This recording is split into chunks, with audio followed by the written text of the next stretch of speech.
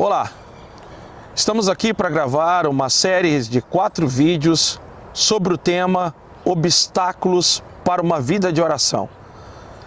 Quando lemos o Evangelho de Lucas, no capítulo 1, o Evangelho de Lucas ele é endereçado a um nome, Teófilo, que vem do grego Theophileos, Theo, que quer dizer Deus, e Filéu, que quer dizer filho.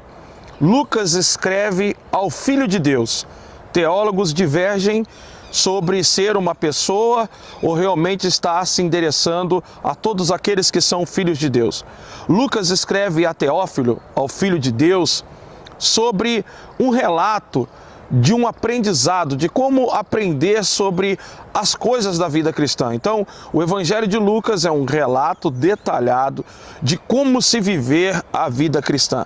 E o interessante é que o Evangelho de Lucas ele começa com resposta de oração, quando vemos Ana, Zacarias, Isabel, todos agradecendo a Deus por resposta de oração, e ele termina com os discípulos indo para o cenáculo orar. E é neste Evangelho, no capítulo 18 do Evangelho de Lucas, que Jesus ele nos dá uma lição precisa sobre a vida de oração. Ali Jesus é incisivo como devemos orar e como devemos ter uma vida de oração. E no vídeo de hoje eu quero falar do primeiro obstáculo para a vida de oração. E o primeiro obstáculo para a vida de oração é o sensacionalismo. Fique comigo, Deus vai abençoar a sua vida.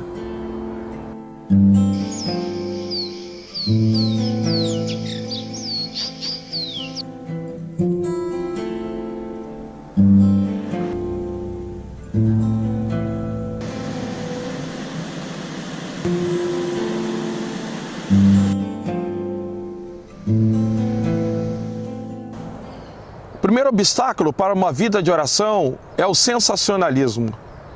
O pensamento popular que para orar é preciso sentir, é preciso ter vontade. Em Lucas capítulo 18, no versículo 1, Jesus ele conta uma parábola sobre o dever de orar sempre e nunca desanimar. Eu repito, dever de orar. Isso mesmo, orar é um dever de todo cristão. Se nós não encararmos a oração como um dever e entrarmos no campo do sensacionalismo, entendendo que para a oração eu preciso sentir, eu preciso que as minhas emoções contribuam para que eu tenha uma vida de oração, eu vou ter dificuldade de orar sempre, porque Jesus ensina que a oração é um dever de todo cristão.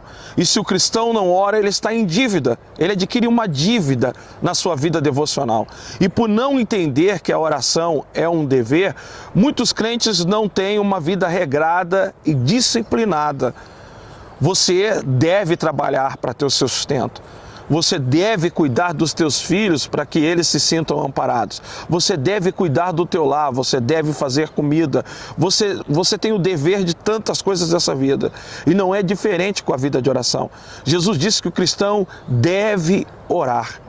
E um dos obstáculos, quando nós não vemos a oração como um dever, a pergunta que se tem que se fazer quando a oração está no campo do sensacionalismo é essa: Jesus manda orar por alguém que te persegue.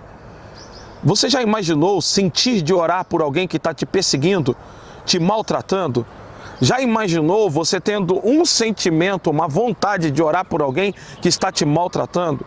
Jesus disse que temos que orar pelas pessoas que estão na posição de autoridade para que nossa vida vá bem, porque afinal de contas nós dependemos daquilo que vem dessas autoridades para termos uma vida sossegada. Você já imaginou você sentindo de orar pelo Maduro, por um ditador como Maduro?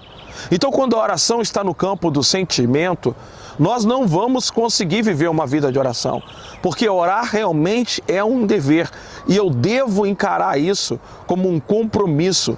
Quando não oramos, estamos em dívidas. E qual é o sentimento de uma pessoa endividada? Ela sempre vai sentir que algo está faltando na sua vida. A oração tanto é um dever que eu acompanhei os últimos sermões de David Wilkerson, de Russell Shedd e de Billy Graham.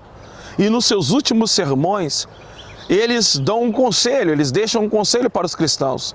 Eles dizem que uma coisa que eles fariam mais na vida deles uma coisa que eles dedicariam mais tempo na vida deles seria justamente a oração. Eles terminam no seu último sermão aconselhando os crentes a orarem mais, e quando eles falam a respeito de si próprios, eles dizem que se eles pudessem voltar na vida, a única coisa que eles fariam de diferente é orar mais.